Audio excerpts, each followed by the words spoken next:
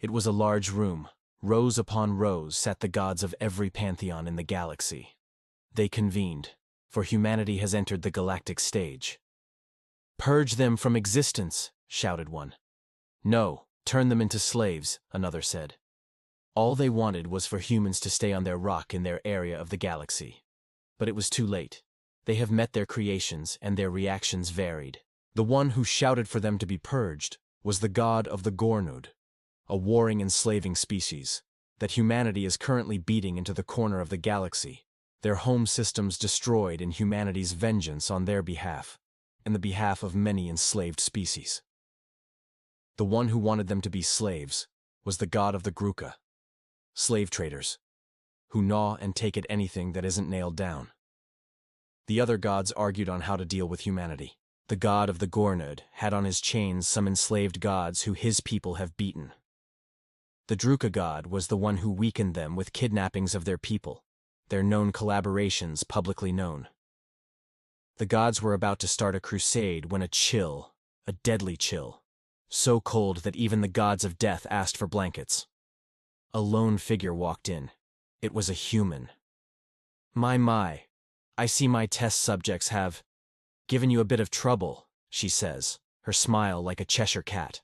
"Ah, it's you," the entire room says in unison. The human god prances about. "Let's see, you were about to declare a crusade. How cute." One of the gods of war was about to speak against her, when suddenly his mouth was gone, his arms were gone, and he was a baby in a carriage. The only thing to signify it was humanity's god was the snap of her fingers. "Tut tut, little god of war. I am speaking against your crusade against my abandoned experiment." "Experiment? Then why are you here? Humanity is no different from mindless beasts," shouted a god of the wild. "The pot calling the kettle black, shut up, cub." She snaps her finger as the Leonid-like god turned into a kitten in a basket. The other gods were trying their best to answer who humanity's god was. Were they a god of tricks? "I am not a god of tricks. I am a god of… boredom. Nothing kills more people than boredom," she says, laughing as the halls fall quiet. "Boredom has not killed anything," the Gornud god says, stomping his feet towards her, dragging his defeated harem of gods behind him. He stands a full meter taller than her, his teeth snarling, his patience thin. Humanity's god claps. "Wow, you can walk up to me. You must be very brave. It seems my existence has been forgotten." One of the oldest gods, of the only immortal race known as Tenkani monks, suddenly raises their hands. "Do not let her touch you. Do not look into her eyes." But it was too late. Humanity's god touched the Gornud on the cheek and made him stare into her eyes. Before him played every death in human history who died from boredom. From stupid accidents that are not even funny, just tragic. From people being bored with their lives and just ending it to people who were tired of peace and slowly planted the seeds of war. He saw humanity's entire past through this god's eyes and went from his fur being black to a ghastly white from Marie Antoinette syndrome. He fell on his back, foaming at the mouth as the entire room raised their weapons. But the human god snapped her fingers as the chains of the captured gods were broken. "Now, as per the rule of the gods, my children have beaten the Gornud, and as humanity's god, I claim their gods as my own, and my first act is to set them free." The entire hall was confused. Wait, just like that? As humanity's god caressed one of the gods, the goddess of healing, of the Velenites, like a mother comforting her child. "Look at these weakened gods. Their people are no longer enslaved. Now go, and be worshipped. Spread miracles and gifts to your people." The entire embassy sat back down. Humanity's god looked at them. "Now on to the most important thing. Humanity is my experiment.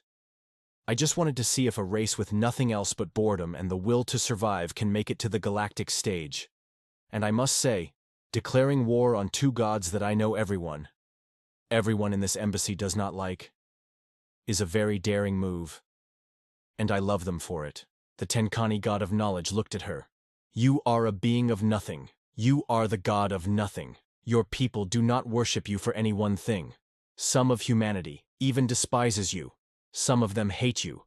I know how you reward your people. You give them hardships, challenges, and your punishments are worse." The human goddess laughs. "You are correct. I am the goddess of humanity, of boredom. Every time humanity has succeeded, I give them a taller obstacle. Each time they taste victory, I give them the threat of a greater defeat. For every challenge I give them, humanity has risen above. Humanity is the race of achievers. They see a problem, they solve it. They see a threat, they destroy it. They see broken, they fix. All of you just reward casually. Every prayer your children gives you, you give them a reward they don't even really work for.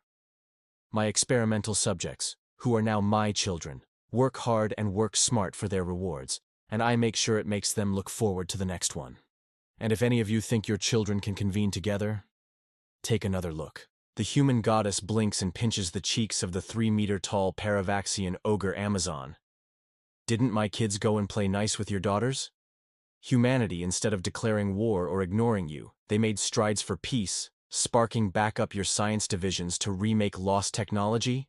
The Paravaxian goddess blushes, unable to look at humanity's goddess with a straight face. Yes, the queen priestesses are very pleased with the introduction of this food called chicken nuggets, and my offerings have improved drastically. Humanity's goddess then blinked to the Kregan god of war. And your children made humanity actually want to improve their war gear. I mean, they would have done it sooner or later, but you made them do it faster. Ha ha ha ha ha ha ha. And they shared some of this technology with your kids. Fair enough, right? The Kregan god hides his face. She has a point. Their capabilities and military infrastructure is terrifyingly efficient. Even I am jealous. And then he blinks. Her face inches from the face of the god of slavery, the Gruka. And my kids have been beating your kids senseless since you kidnapped some of their kids. As the grandparent, I am very mad, but you know us gods cannot kill each other. The Druka god gulps. Yes, gods cannot kill each other. The human goddess smiles. But you know we can. The embassy knows that the gods can fight each other but not kill each other. It is the rule. The human goddess claps. So no crusading against my kids, and besides, my kids will end up worshipping some of you, so play nice, she finally says as she disappears as suddenly as she came. The Tenkani god of knowledge coughs. Everyone turns to him. Do you know why you younger gods do not have the authority to kill each other? The gods look to each other. Why? Asked one of the gods. Humanity's god is the reason we have that rule, and is the same as humanity's Geneva suggestions. Just no killing other gods. I cannot tell you how many times humanity's god has wiped out everyone in this embassy. I have lost count.